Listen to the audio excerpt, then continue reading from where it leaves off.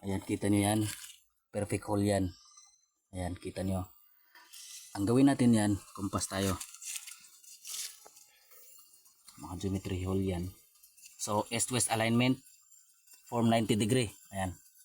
90 degree east-west alignment. So, puntahan natin yung east, kasi west yan. Diyan ang metal, dito ang wood.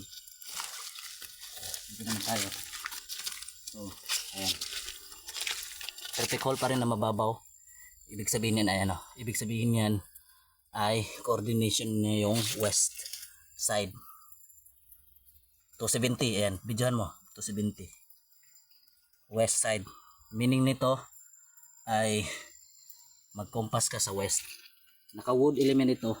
It means yung east 90 degree at papunta sa 270 degree. So gawin natin, kunin natin yung cross line para saan sila mag-intersect. So dahil kukunan natin yung isa pang hole dyan na may alignment na north-south alignment. So dito, kapag tingin natin dyan, ayan, tignan mo. Kapag tignan natin dyan, ayan, north, 0 degree, ayan, 0 itapat na din, 0 degree, ayan. North-south alignment. Pag harap tayo dyan, yan ang azimuth natin. Kapag doon naman tayo, automatic, back azimuth naman yung nasa likod, yung south. So, ang gawin natin, dahil na-align yun natin yung butas, hindi lang makita. Makita natin yan mamaya pag lapitan natin. So, dahil yung south ay code 9, fire element, pagkuha tayo ng 9 feet. So, doon ka. Pagkuha tayo ng 9 feet lang. Kung saan siya tatama. Dito yung centering ha. Okay, baliktad mo. Punan mo ng dito yung i-irog mo dito. Yan dito. Ayan, sige ayan. Tatama. Ito siya mag-prove mo. Saan sila tatama? Diyan, sa paa. Yan, 9 feet lang galing dito. Ayan, pakita mo dito. 9 feet lang. So, yung given niya ay 9 feet. Papunta na tayo dyan sa 5 foot. Kukuha na naman tayo ng 1 yard lang. So 1 yard is equals to 3 feet. Matatamaan yung load. So 1 yard is, birahin mo. Sige pa. Birahin mo pa. 3 feet. Talong dito. Ayan. So, ayan. Saan siya tatama? Diyan sa load. Videohan mo yung load. Diyan nakuha yung maliit na quick depot or sucker deposit. Ayan. Tapos, sukatin naman natin sa Hindi na natin sukatin sa nito. Ayan. Sige pa. So, ayan. Gaano kalalim? 2 feet. 2 feet lang. Tapos, videohan mo sa ilalim. Napakahamis talaga yan. Ayan o. Ayan. Malaki ang butas. Tapos yung kinis. Malalim yan. Yung diameter naman niya, sukatin natin. Ayan, magkano? So, 1 feet.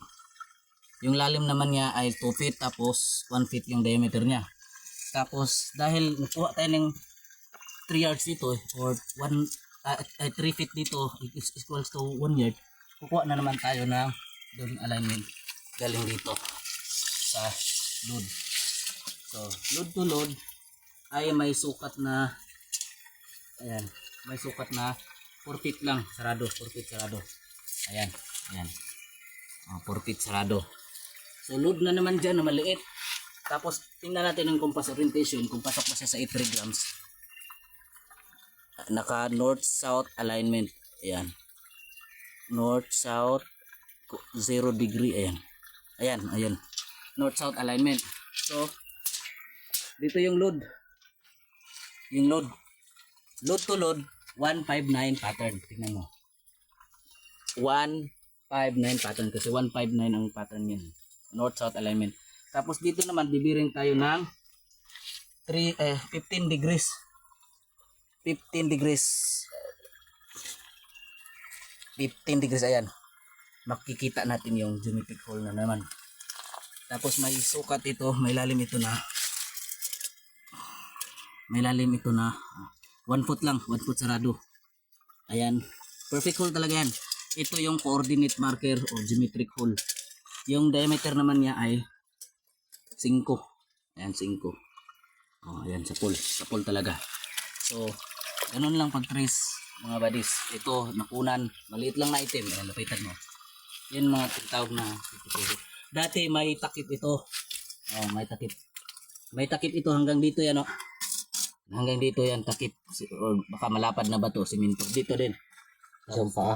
Tapos paahog ito ako. Dito. Malalim ba? Ayan. May takip din dati to. Dito.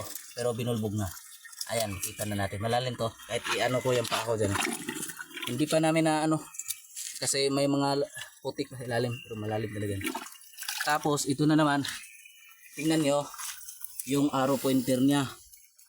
Ayan o. Ayan. Tingnan natin. Naka 210. Ayan, 210. 210 degrees. Sukat mo naman tayo ng 3 feet and 8 inches lang.